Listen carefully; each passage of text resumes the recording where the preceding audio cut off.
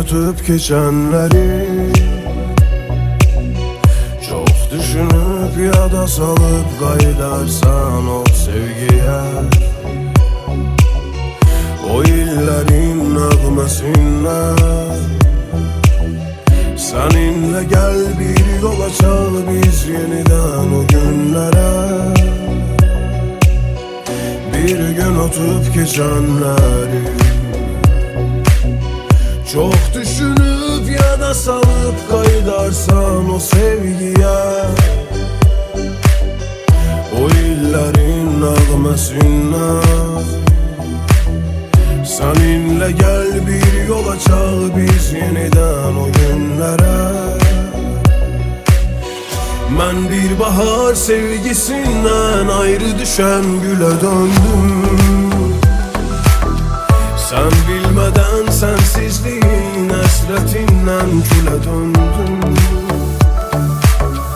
Belki bir gün ayrılıktan uzak düşen sevgi geldi. Bu intizar, bu kederi ben unuttum.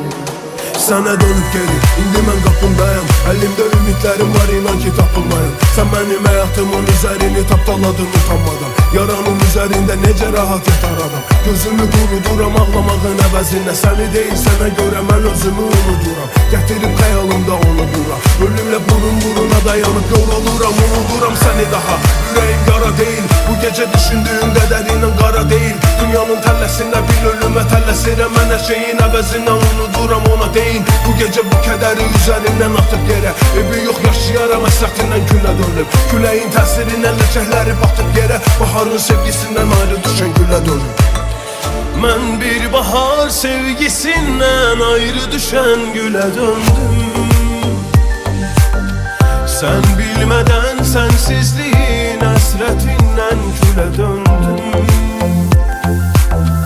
Belki bir gün ayrılıktan uzak düşen sevgi geldi. Bu intizar, bu kederi ben unutup sana